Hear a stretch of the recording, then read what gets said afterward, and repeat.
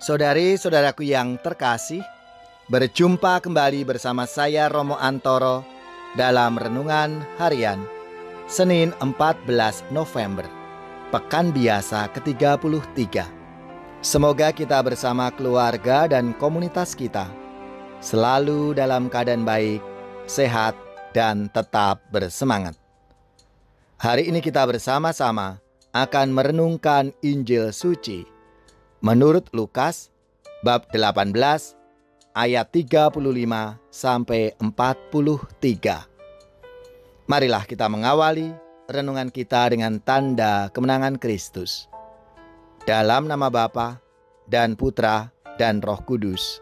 Amin. Ketika Yesus hampir tiba di Yeriko, ada seorang buta yang duduk di pinggir jalan dan mengemis. Waktu orang itu mendengar orang banyak lewat, ia bertanya, "Apa itu?"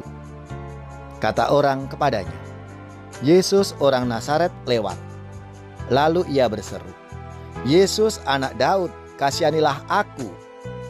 Maka mereka yang berjalan di depan menegur dia supaya ia diam. Namun semakin keras ia berseru, "Anak Daud, kasihanilah aku." Lalu Yesus berhenti dan menyuruh membawa orang itu kepadanya. Dan ketika ia telah berada di dekatnya, Yesus bertanya kepadanya, "Apa yang kau kehendaki supaya aku perbuat bagimu?" Jawab orang itu, "Tuhan, supaya aku dapat melihat." Kata Yesus kepadanya, "Melihatlah engkau, imanmu telah menyelamatkan engkau."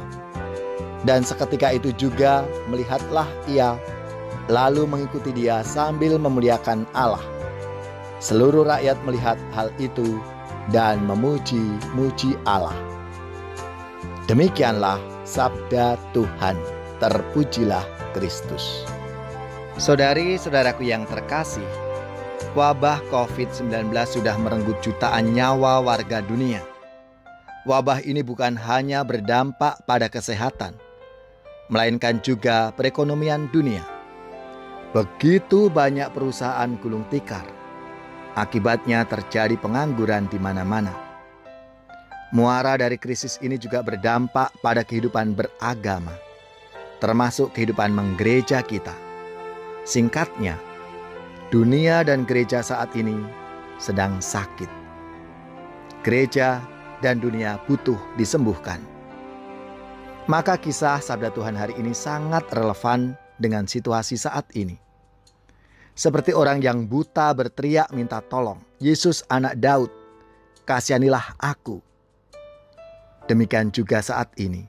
Begitu banyak orang yang berteriak minta tolong untuk dibebaskan dari situasi rumit dan sulit ini.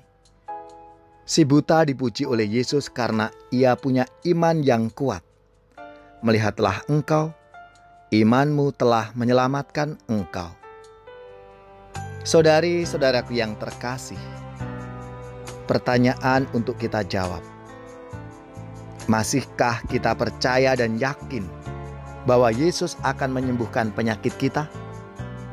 Yakinkah kita bahwa Yesus akan memberikan solusi yang tepat akan persoalan hidup yang kita alami saat ini? Iman akan Yesus benar-benar diuji di masa pandemi ini.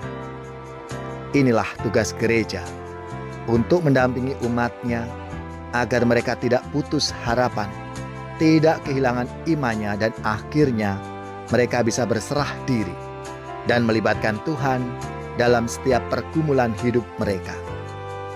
Semoga mujizat kesembuhan si buta terjadi kembali di masa pandemi ini, sehingga seluruh rakyat melihat hal itu dan memuji-muji Allah.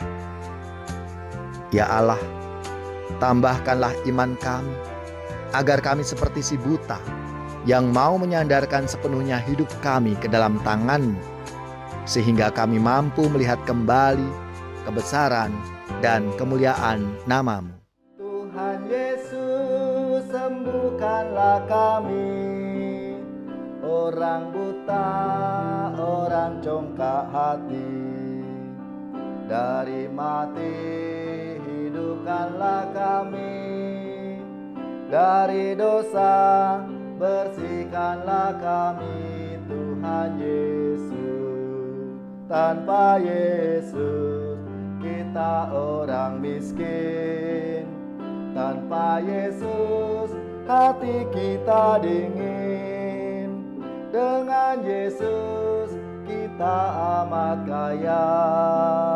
Hati kita akan bersukaria dengan Yesus. Tuhan Yesus, sembuhkanlah kami. Orang buta, orang congkak hati. Dari mati hidupkanlah kami. Dari dosa bersihkanlah kami Tuhan Yesus. Tanpa Yesus kita ketakutan. Tanpa Yesus kita tidak tahan. Dengan Yesus kita akan mampu mengalahkan kekuatan dosa dengan Yesus. Saudari-saudaraku yang terkasih, marilah kita siapkan hati kita untuk menerima berkat Tuhan.